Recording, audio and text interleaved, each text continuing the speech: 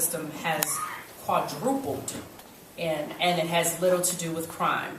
In less than 30 years, the prisons have gone from having 300,000, this is in the United States, from 300,000 prisoners to 2 million, and those are mostly for drug offenses. How did this happen? 300,000 to 2 million. Well, you know, it's interesting how things happen. It has a lot to do with silence. You know, there's increasing black middle class and white middle class. This is a new kind of silent majority. See, this is one of the differences between the systems. We're talking about the 18th, 19th, and 20th century, which was dominated by white folks. Now we have the mass incarceration. That's not a total dominance of white folks, because there's some black folks within the system, working in the prisons, the police officers, and increasing. And see, most of us in the middle class are silent. We don't say nothing. We get good jobs. We become mayors of cities. We become on school boards, and we don't say anything. We don't say anything. And she points out, we don't say anything. We say something about crime, and we're supposed to say something about crime, but we don't say anything about the creation of crime. Because when there's a law, when there's legislation, we sign up too. We have nothing to say. So we are not excused from this problem. We can't eliminate ourselves from this problem. We have to understand that we're a major part of this problem. When the Congressional Black Caucus are asked to vote, they vote like everybody else for the most part. They might have 4 or 5 not voting for Bill Clinton, 3 strikes you're out. But, you know, we get fooled. We get fooled by the increasing number of our children, and it's a good thing. Our children going to school, it's a good thing. Increasing number of folks with good jobs, which is a good thing. But what comes along with that? You know what comes along with that? Silence. And when the majority feels that there's silence, they don't do anything. So we have to understand that the mass incarceration is a moral crisis, with political, and as Deborah mentioned, with political and social consequences for America's future. We're not just talking about black folks' future. We're talking about America's future. And so, what are we going to do about it? What's the answer to this? Well, I would. Yeah, go ahead. I would just maybe modify a little bit, because I think your question, how did we get here? How did we get from 300,000 in prison in 1972 to 2 million? Yeah, to a series of policy changes. The so-called war on crime, the so-called war on drugs, policy changes, and ordinary citizens have not had direct influence over policy changes. Yeah, people can raise voices, people can have a hue and cry about any number of things, as people did recently in Wisconsin. We're not talking about mass incarceration, but people took to the streets in Wisconsin. People were sleeping at the State House door in Wisconsin. But the state still managed to dissolve collective bargaining.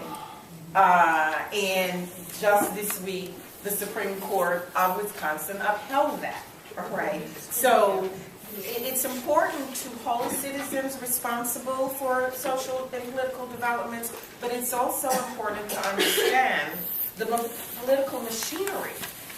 So policy changes were responsible. I want to detail. So just to add on to this, I want to detail what some of those policy changes were, right? So you have to recognize that between 1980 and 1984, so in 4 years, FBI anti-drug funding went from $8 million to $95 million, okay? That Operation Pipeline put in by Reagan allowed police officers to do a series of actions that allowed them to arrest people. So one of these things are called pretextual traffic stops, right? Which allows you to pull over a driver for any minor traffic violation, including rolling at a stop sign, right? Not turning on your turn signal, something like this. You pull them over, you convince them, you ask them for consent, right? So what person is going to say, no, police officer, you cannot look in my car, right? So they use intimidation factors to consent the car, to search for the car. And then if the person says, no, I don't want you to, then they say, well, okay, well, what if I bring my drug dogs over here? What am I going to find, right? So they intimidate them even more into allowing them to seize their car. Is this for blacks, Hepzibah, or all people? This is all people, but we have to recognize that blacks are targeted, right? That blacks, when you look at the amount of people that are pulled over on the New Jersey Turnpike, the amount of people that are pulled over are blacks, even though that we show that when the police officers pull over whites, they are actually more successful in finding drugs for the whites that they pull over percentage-wise than the blacks that they pull over. They also go by this thing called the drug courier profile. You know what this profile is? I look nervous or I look too calm. I have luggage or I don't have luggage.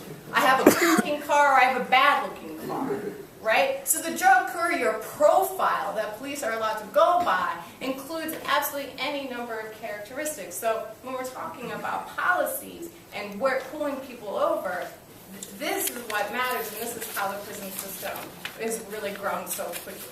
If I may, just, I don't want to monopolize, but when Hepzibah mentioned the drug courier, I just wanted to give an anecdote. I taught at Duke University for a semester, and I took the plane every Wednesday morning and came back every Wednesday evening.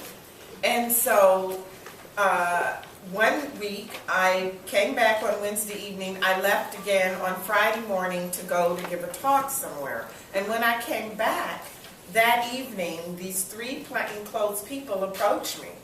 I didn't know who they were, and they pulled me over and asked if they could search my bag. And I said, why? But you're right. When this guy takes the badge out, which I've only seen on television, but I know what that means. I just hand him the bag. So one of them asked for my ID. I give him my ID, and he says to the other one, she's a university professor. So they are kind of stumbling and fumbling. But they tell me that I fit the profile of a drug courier because I travel frequently and I have a small bag.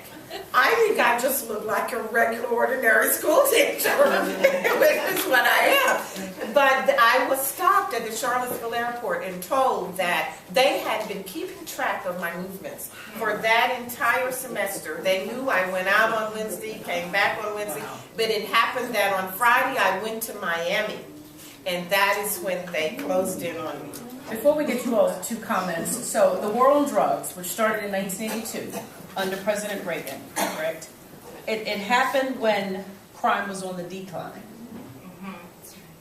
So was it about crime, or was it racially political? Maybe you lost 2 points. Go ahead, Doug. Yeah, Mr. First of all, I think you have to go back to the Nixon administration when Nixon